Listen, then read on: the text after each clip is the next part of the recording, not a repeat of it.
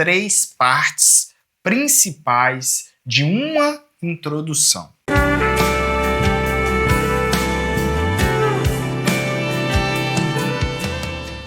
Todos que pregam a palavra de Deus desejam fazer isso da melhor maneira possível. Pregar bem é como estar cumprindo bem o serviço para o qual Deus nos chamou. Esse é o desejo de todo bom pregador, de toda pregadora que tem zelo com a palavra de Deus. Isso tem tudo a ver com um dos fatores que é a introdução da pregação. Se existe algo que vai definir o seu ministério na pregação, é como você começa a pregar. Porque imagine se você souber falar muito bem, porém as pessoas não pararem para te ouvir. Adiantaria um grande conhecimento? Adiantaria sabedoria de palavras? Toda a investigação feita do texto sagrado? Se as pessoas fecharem os ouvidos para te ouvir, nada do que você vai dizer vai surtir efeitos. E por isso, é de grande importância a introdução. Este é um assunto pelo qual nós vamos meditar nesta oportunidade. E para isso nós vamos ver três partes principais de uma introdução. Sim, nós estamos dividindo a introdução em três partes principais, sendo que a primeira delas é a isca, ou chamar a atenção. Amém?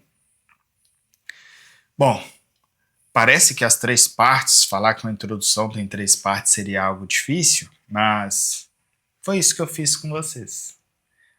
Eu tratei de algo que chamaria atenção por ser importante, então eu usei o termo de importância, e trazendo também a questão, olha, você sabe ou você deveria saber, e a necessidade e a relevância, porque você está num curso de pregação, você quer pregar bem, então falar sobre pregar bem ou falar sobre as pessoas ouvirem e serem transformadas é algo do seu interesse. Logo, essa introdução que eu usei tem relevância para você. E eu deixei claro que o nosso assunto seria falar sobre as partes da introdução. Demonstrei a necessidade de aprender isso e foi rápido. E ainda fiz uma transição, que é a terceira parte, onde eu disse. E por isso, nessa oportunidade, nós vamos ver três principais partes da introdução. Essa foi a transição onde eu disse. E a primeira parte é. Então aí eu já estaria entrando no meu sermão. Ok? Viu que apesar de tudo, é simples, é fácil. Por isso que é bom dividirmos em três partes. Então a primeira coisa que eu preciso te dizer com relação a essas partes é que, primeiro de tudo, não tem que ter três partes. Eu não estou te dizendo que todo sermão, que toda introdução tem que ter três partes de forma distintas. Não. Vai ter os três elementos ali dentro. Por exemplo, o primeiro é chamar a atenção, o segundo é apresentar o tema e o terceiro fazer a transição. Vamos lá. Chamar a atenção, que é a isca, alguns autores chamam de a isca, que é chamar a atenção, apresentar o tema e fazer a transição. Chamar a atenção é para você ter a atenção do ouvinte, apresentar o tema é para você manter a atenção dele, porque, veja bem, ele te deu atenção.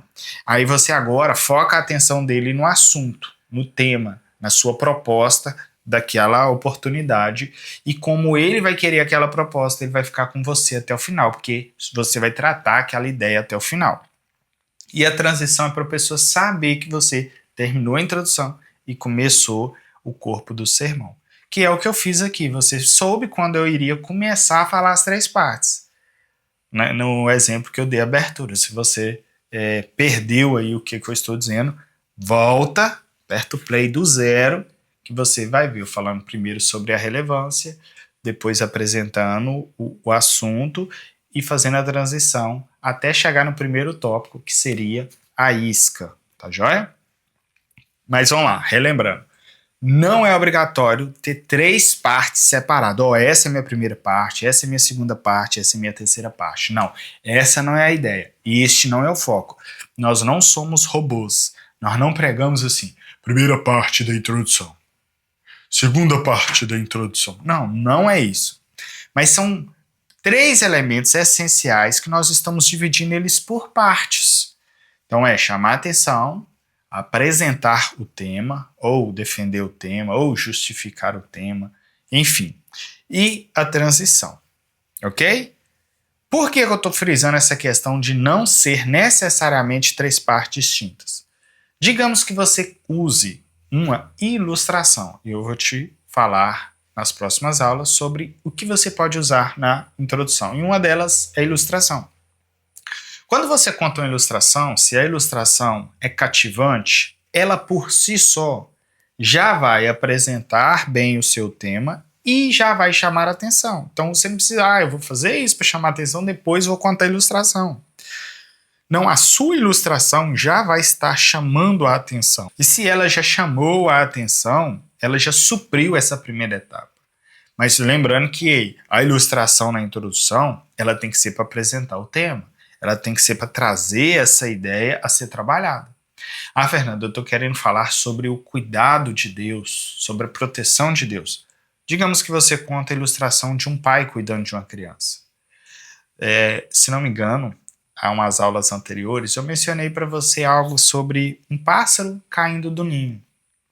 Talvez você vai pregar sobre uma ovelha perdida ou sobre o filho pródigo e você quer usar uma ilustração diferente, você usou ali a ilustração de um pássaro que o filhote cai do ninho e ele morre. Ou você pode estar falando de cuidado de um pássaro que busca o seu filhote ou que vai atrás do seu filhote, enfim. Ilustrações são coisas que clareiam, traz luz, traz direção a tudo. E eu vou falar de ilustrações em parte específica, porque a ilustração ela tem um poder gigantesco. Mas vamos lá. Então a primeira parte é chamar a atenção. Lembrando que nós não estamos chamando a atenção a qualquer custo. É um custo saudável. É dentro da vontade de Deus, é dentro dos princípios, não é abrindo mão da vontade de Deus, não é abrindo mão dos princípios bíblicos. Por exemplo, digamos que você é mulher e você fala, já que eu tenho que chamar a atenção, eu vou ir com a roupa rasgada, eu vou ir mostrando parte das minhas pernas, eu vou ir com um decote, ou talvez o homem, essa geração de academia vai querer com roupa colada. Nós vamos ver isso sobre os erros dos pregadores, tá? Vigia, cuidado. Não estamos ali para escandalizar ninguém, nem para ter olhos para nós. Lembre que os olhos é para Deus e para as Escrituras. Não esqueçam disso. Nós estamos ali para fazer bem feito e chamar a atenção. Mas chamar a atenção para a palavra e chamar a atenção para o nosso Deus. Alguns vão chamar de isca. Por quê? É a hora que você vai fisgar.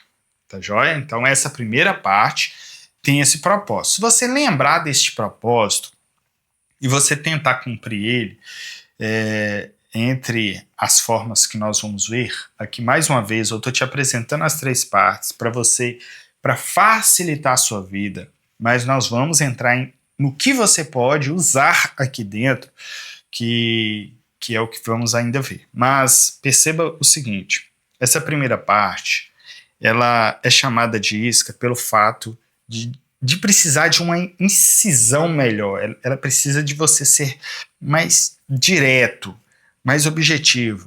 Às vezes é uma pergunta apenas. Então veja bem, ela é pequena. Uma característica dessa parte é que ela é pequena. Assim como a terceira parte também é pequena.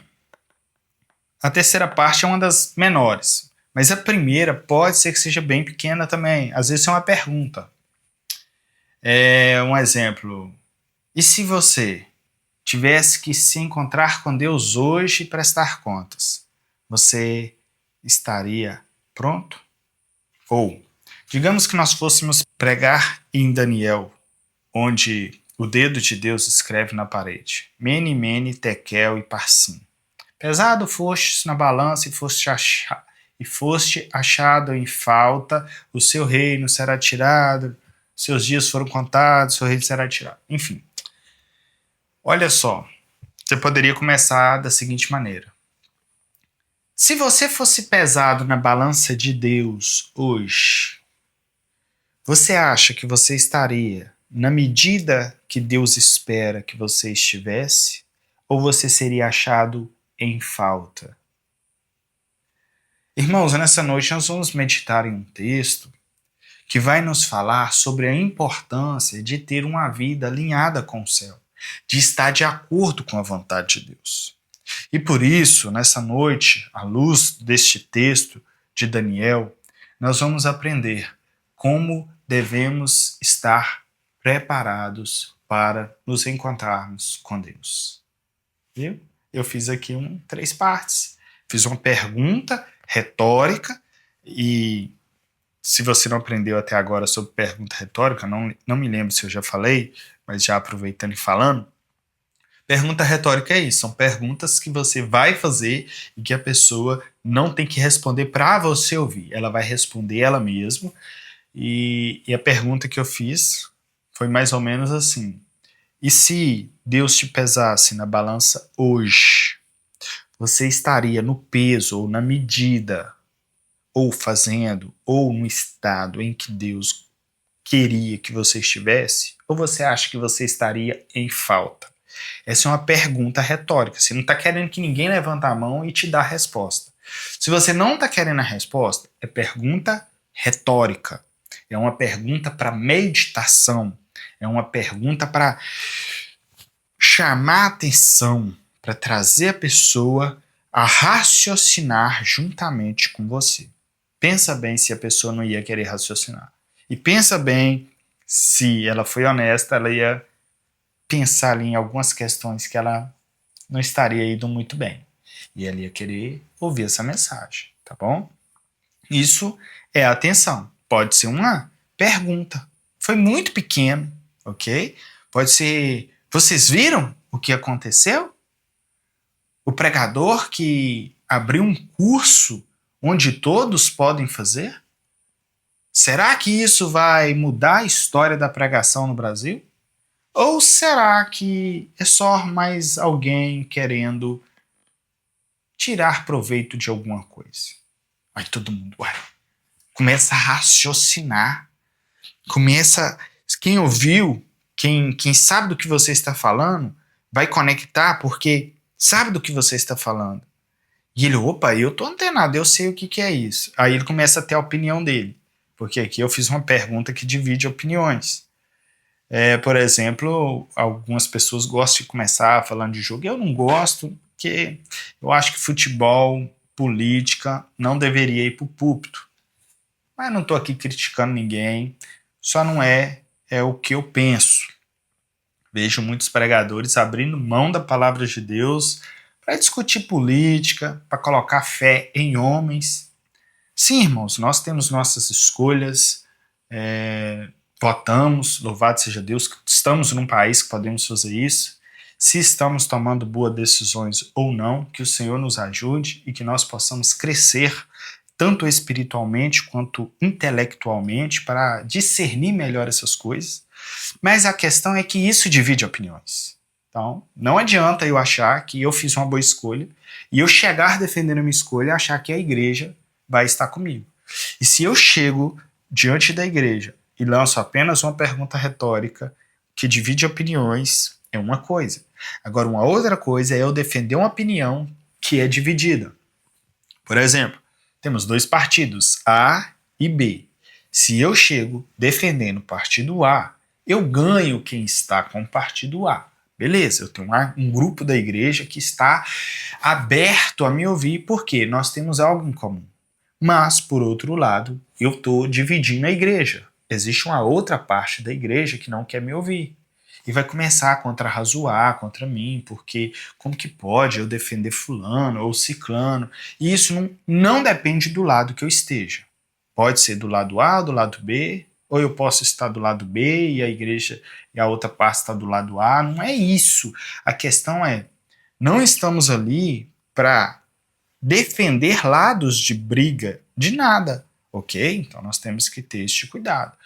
Vamos supor que lançassem uma pesquisa se devemos vacinar ou não e que estivesse dando uma confusão no meio. Trazer uma orientação para a igreja é uma. Outra coisa é eu manifestar minha opinião, principalmente ofendendo os que pensam diferente. Ou seja, eu ganho uma parte, perco a outra. Então, cuidado com essa ideia de chamar a atenção, você não correr o risco de perder as pessoas. Então, tenha equilíbrio saudável. Tem algo que vai chamar a atenção, é certo que vai, mas vai ser saudável? Vai direcionar as pessoas para a questão certa? Por exemplo, digamos que eu chegasse para abrir o meu sermão e fosse falar sobre os altos e baixos da vida. E eu quisesse falar de algum time de futebol, deixa eu falar de algum time, ilustração com o time, porque se eu falar de política é complicado. Mas digamos que você tem o seu time e ele jogou com outro time que é bem rival. Aqui em Minas Gerais, normalmente se fala em Cruzeiro e Atlético, mas se você é do Rio de Janeiro, já vai ser outros times. São Paulo, acredito que também tem essas diferenças. Então depende da região, essas ênfases maiores. Mas eu chego e digo, olha, você viu o time amarelo? Ele ganhou do time vermelho de goleada. E aí, vamos dizer que a minha igreja toda, 90%, eu torço para um, eu torço para o outro. Nesse momento eu ganhei a atenção de 90%, porque tem um grupo que perdeu e tem um grupo que pertence ao time que ganhou. Tem um grupo que está feliz e um time que está triste, ok? Irmãos, hoje é o time amarelo que está comemorando. Mas eu me lembro que há 2 anos atrás, por volta dessa mesma data, era o time vermelho que estava ganhando, exatamente por ter ganhado do time amarelo. Isso nos mostra, irmãos, que por mais que hoje tenhamos vitórias, amanhã podemos ter derrotas. A vida tem altos e baixos. E nós acabamos de ler um texto que vai demonstrar um momento em que os homens de Deus, ora estão bem, mas ora não estão tão bem. A vida tem seus altos e baixos. E é sobre isso que nós vamos ver nessa noite. Como devemos nos manter firmes, mesmo quando estivermos no baixo. E como devemos nos manter com Deus, mesmo quando parecer que não estamos tão necessitados. E por isso, nessa noite, nós vamos ver alguns ensinamentos sobre os altos e baixos da vida. E o primeiro ensinamento é: viu que eu fiz uma introdução, chamei a atenção por uma questão de notícia, de relevância, por estar falando, entre aspas, aqui de um time hipotético. Eu nem sei se existe um time amarelo e um time vermelho, espero que não, peguei uma cor aqui discrepante. Mas o que acontece? Porque eu não mexo com futebol, tá, irmãos? Me desculpa. E nem com política. Mas vamos lá. Eu tinha aqui, imagine que o grupo da minha igreja tinha acabado de assistir esse futebol à tarde, 4 horas da tarde, e foram pro culto à noite. Aí eu tô com esse grupo. Quem tá lá e não participou do futebol, nem torce para time nenhum, escutou os foguetes, escutou os barulhos, as gritarias, viu falando, saiu no jornal, saiu nos noticiários, então tá todo mundo ligado.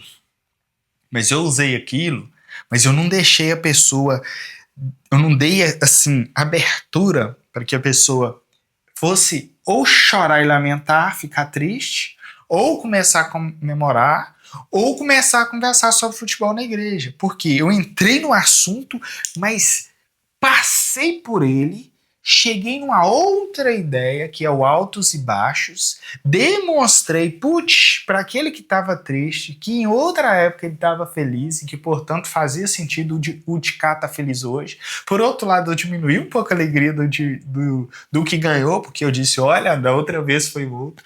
Eu dei uma equilibrada nas coisas, mas trouxe isso para o meu tema, que era os altos e baixos da vida.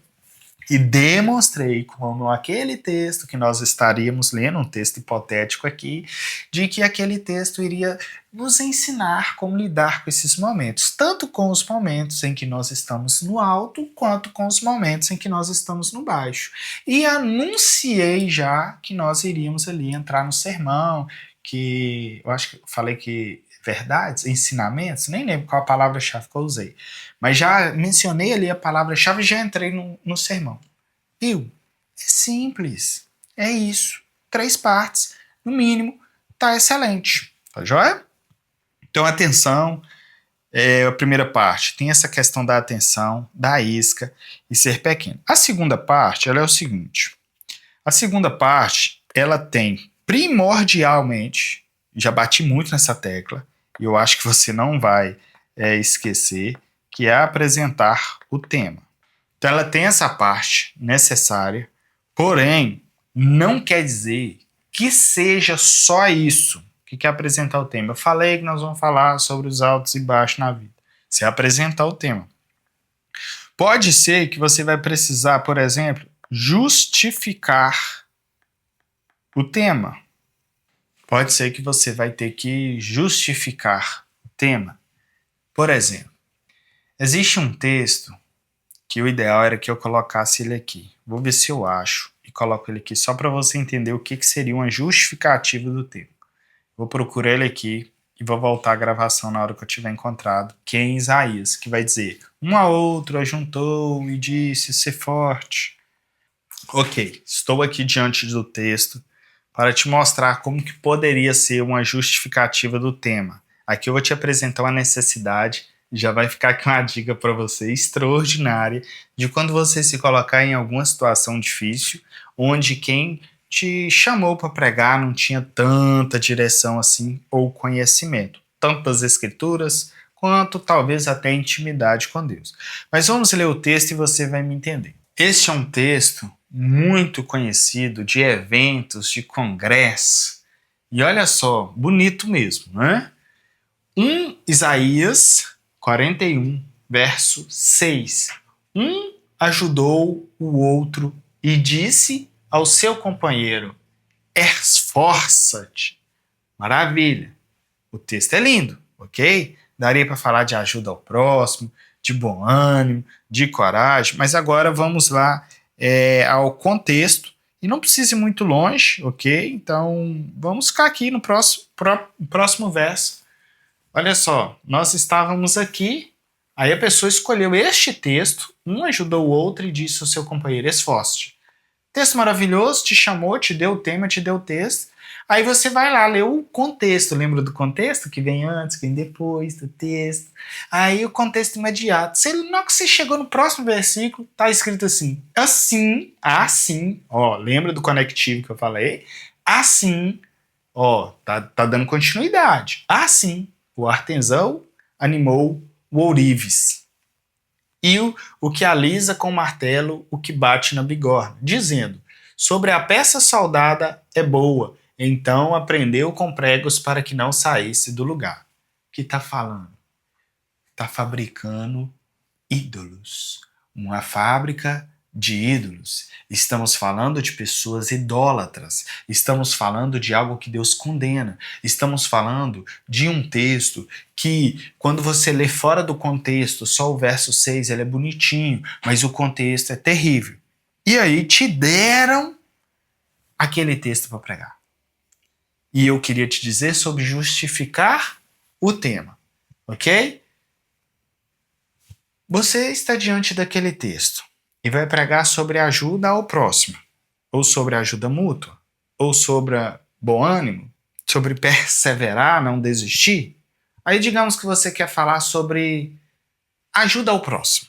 Um exemplo, você quer manter o assunto, ajuda ao próximo, quer manter o texto, quer ser fiel a quem te convidou, você não quer chegar lá e dizer: olha, vocês escolheram um texto errado, mas, portanto, você vai ali ter essa cautela, você só vai justificar seu tempo. Você vai ler o texto, um a outro ajudou ao próximo, ser forte, aí você vai começar a sua introdução. Amados irmãos, isso na segunda parte. Esquece de chamar a atenção, deixa ela por enquanto, eu estou aqui apresentando o tema. Faz de conta que eu já fiz o que ia chamar a atenção e agora eu estou na parte 2, que é apresentar o tema. Amados irmãos, este texto, ele nos traz um tema de muita importância. Embora este texto que acabamos de ler vai tratar da ação de alguns idólatras construindo um ídolo. Um texto que retrata algo que Deus reprova, que Deus condena, onde pessoas estão se unindo para fazer algo perverso contra Deus. Mas, contudo, é fato que, mesmo esse texto estando relatando uma atitude de ímpios, é uma atitude que Deus defende também para os seus servos. Não a atitude do ímpio de fazer um ídolo, mas a atitude de nos unirmos com bons propósitos para alcançar frutos, para termos produtividade. E à luz das Sagradas Escrituras, existem diversos textos que nos falam sobre ajudar ao próximo, sobre o amor fraternal, sobre como devemos dar ânimo ao próximo, dar direção, dar ajuda, dar apoio. E por isso, para isso, nós vamos, à luz destes textos, selecionar algumas passagens bíblicas que vai nos dar uma direção sobre a ajuda ao próximo.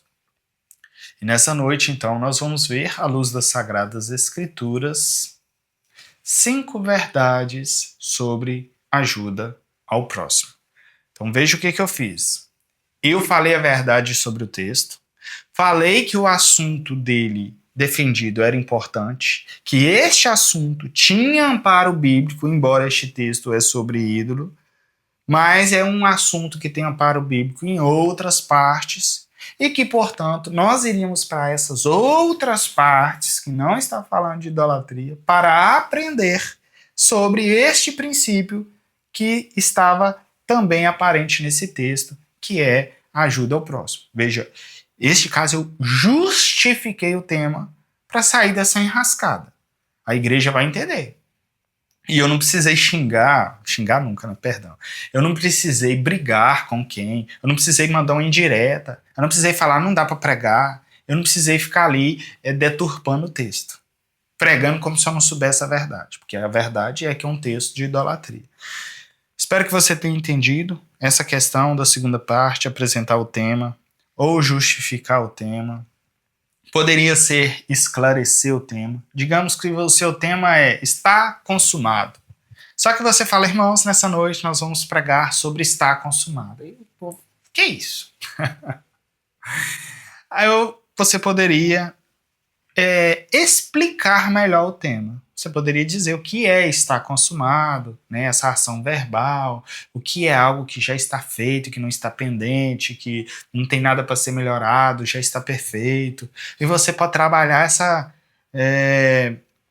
esse esclarecimento, essa explicação.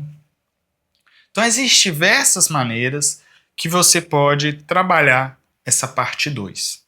Mas o importante é que apresente o tema. Apresentou o tema, independente se foi justificando, se foi explicando, se foi esclarecendo, se foi ilustrando, se foi contando uma história, se foi contando um fato. Enfim, o importante é que o tema surja aqui de algum modo. E a parte 3, que é pequena, é a transição. Eu já falei isso muitas vezes, mas vou anotar aqui apenas para que você saiba que esse é o termo, transição. É a única parte que você vai movimentar, avisar para a igreja que está saindo. Mas não é avisar, irmãos, eu estou saindo da transição. Até agora só está na introdução, agora eu vou começar a pregar. Não, não é isso. Aliás, se você fizer isso, já fez tudo errado. Terminou, anuncia ali as divisões. Lembra que eu comecei dizendo, e nessa noite nós vamos ver as 3 partes da introdução. Normalmente eu falo noite, irmãos, automático, porque normalmente pregamos à noite.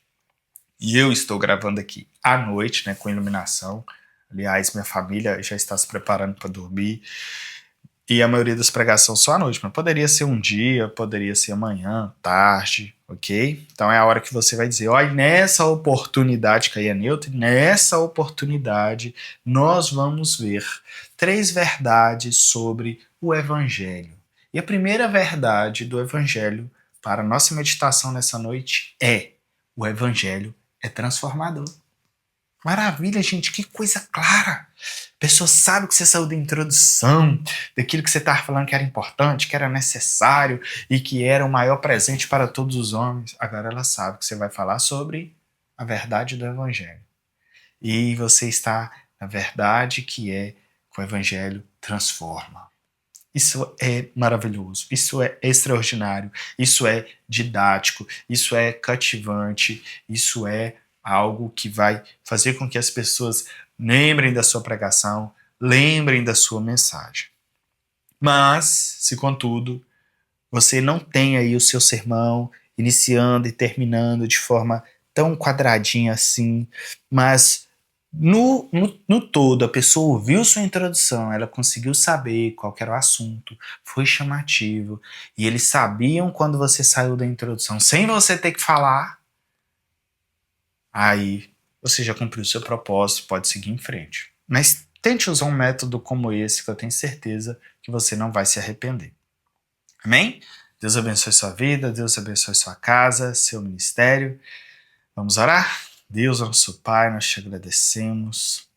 Nos ajude, ó Deus, a compreender a tua grandeza, ter direção para ministrar a tua palavra, a tua igreja, que eles possam ouvir e que ouvindo sejam transformados, sejam edificados, tudo para a tua honra e tua glória, Pai. É o que eu te peço e te agradeço, em nome de Jesus. Amém. E até a próxima, se Deus quiser.